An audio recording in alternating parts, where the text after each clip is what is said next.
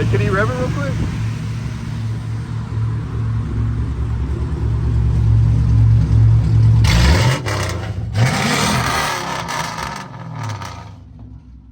God damn. Yeah, there's no muffler, straight pipe. So let me go over this thing with you. Covers are all messed up, but so it's just a 5.3. Like I said, it's Silverado pullout. It does have an LS2 intake manifold, 90mm throttle body. It's got this gigantic intake that's actually off of a Mustang. I want to say this is like maybe 2014 Mustang-ish intake, which I thought was kind of funny. Yeah, like the 5.3 heads. All it has is the LS2 manifold, LS accessories. Let's see here. It's got an F-body radiator from like, you know, like a 2002 Camaro. It's got the matching electric fans from like a 2002 Camaro. Some coilovers. It's got an ABS delete, you know, so the lines are ran right off the master cylinder to the brakes front and rear. Yeah, simple, clean, fun setup for being a completely stock 5.3. Man, this thing, it kind of rips. And I think a lot of that has to do with the gearing on this SC300. They come with a 427 gear in the back, which is like stupid low. Like it goes like 1, 2, 3. That shifts through the gears really quick. It pulls off the line really quick. Honestly, if I start making some like serious power out of this thing, I'm probably gonna need to swap that gear out to something like longer, like a the same thing I did on my GS300. I want to say the GS430 and the LS430 diffs can fit in this thing, and I'll have like longer gear so I can, you know, take advantage of that broad torque curve and spend more time pulling than shifting gears, because I'm pretty sure it will top out at like 100 with this gearing. It's crazy, because in 406s it's not recommended to go wide open in fourth gear. So basically you only have first, second, third to do your wide open throttle pulling. So you want your third gear to top out in the quarter mile. You know, I don't know, depending on how much power. It could be 110, 120, 130, whatever, or more. You want to set up your final gear to be a match to your target mile an hour.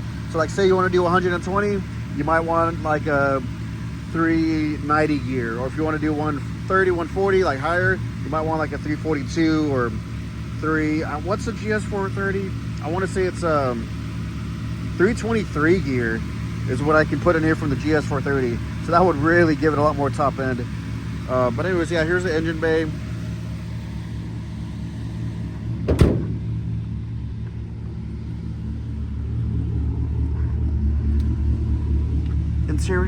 Interior is actually pretty rough. These cars, man, I didn't realize how hard they are to like actually find. I was trying to find like parts cars, and I'm having a hard time finding some parts cars. So I'm kind of leaning towards stripping down this interior and getting it like just bare essentials, you know, some race seats, some lightweight seats. I was looking online, I found some like aluminum door panels, look pretty neat. They have provisions for the power windows, switches and handles that go in the aluminum handle with like a little strap as a door handle. I thought that was kind of neat. I need to swap out this wheel. The alignment is off, as you can tell on my poles. The wheel's like off here to the side. So I need to figure that out. And as far as gauges, the only thing that works is my fuel gauge. But I've got this idea where, like on Amazon and things like that, you can get these dongles that connect to the OBD port, and it streams all the live stream data from the ECU onto whatever device you want, like your phone, a tablet, whatever. So I'm thinking about getting one of these like data logging dongles to go to the OBD port, because it's a stock Silverado ECU, right? I can plug that up, and then I can put like this tablet in the dash and like kind of live stream all my data and set up like digital gauges. I feel like that'd be like the most affordable, easiest way to set up gauges. Yeah, but the only downside is like when you go to turn it on, it takes like a couple seconds for it to link. But being like race car-ish, you know, I'm not really tripping about that. It shouldn't be a big deal. So yeah, man, that's probably next. It's probably figuring out gauges and alignment, figuring out this freaking linkage problem. Every time I'm flooring it, goes fucking all nuts. So off the bat, this thing was shifting like really crazy, right? It was going through like, it's a 4-speed auto, right? 406, it would go 1, 2, 3, 4. By the time you're going like 20 mile an hour, which was, you know, really weird and not normal, right? So I'm looking through the tune, and Of course, the SC300 has a factory 427 final drive, and the ECU is trying to look for like a 342. And then on top of that, the ECU is looking for like a 30-inch tire, whereas this is running like a 26-inch tire. So basically just the shift parameters and the gear ratio, tire height, all that played a role in how it was shifting very weird. So I've got that all sorted out. I've been working on the tune. But yeah, let's go whip this thing around. When making adjustments, should be running pretty damn good now. Let's go take a look at the data we can collect.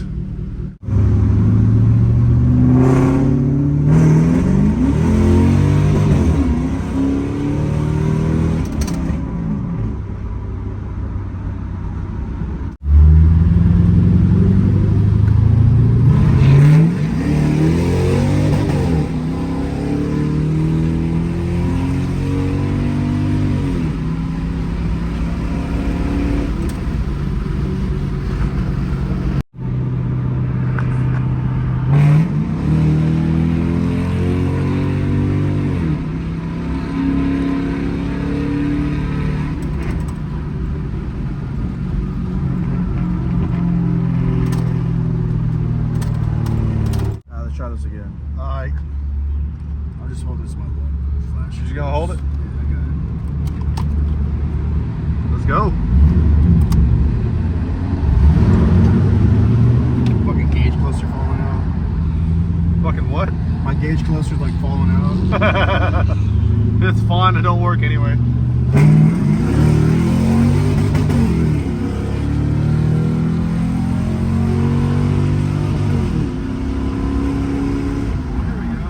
There's a better pull. It was flooding out. Too much fuel, dude.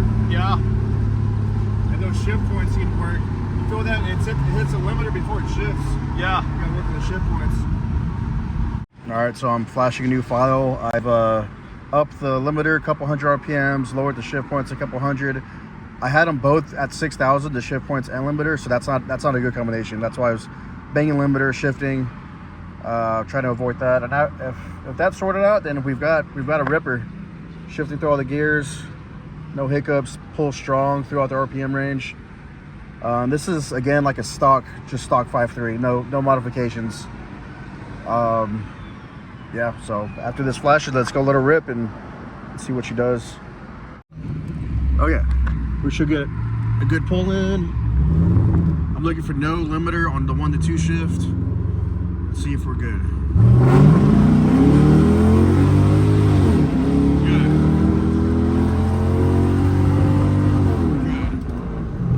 Alright, we're all good now.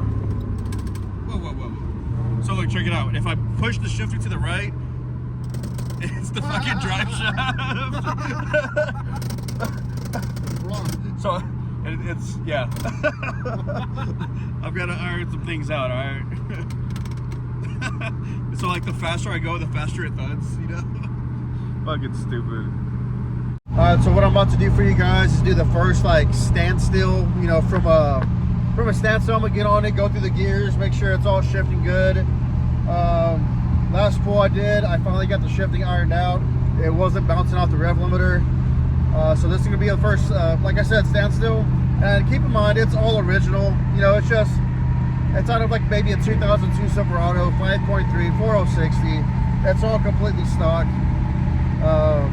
Yeah, so it's not gonna be anything like crazy, but it's a good starting point. This is a pretty light chassis. These SC300s, they run about, I don't know, maybe about 3,500 pounds in stock form. So with a little bit of weight savings and things, they can approach 3,000 pounds. So yeah, I'm about to approach this little spot I like to make hits at. I'll be back when it's time. Test.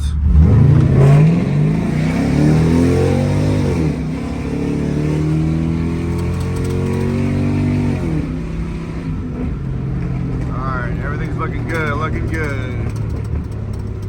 Or it feels good, I should. Jesus Christ. Will you shut up? Gotta hold it over here. I gotta do something about that. It's like under the car, the linkage is like running alongside the drive shaft. And it's like a super, I could probably bend it out of the way, honestly. I could probably fix that rattle by bending the linkage. But it's such a tight fit that when you just like touch the shifter, it's rubbing up on the yoke or the drive shaft. Oh my God. Yeah, I need to do something about that. Anyways, it's hot. I'm ready to go inside.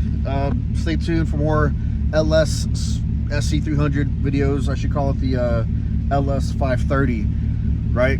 Instead of a 3 liter, it's got a freaking 5.3. So stay tuned for more SC 530 videos. Let's get this thing rowdy.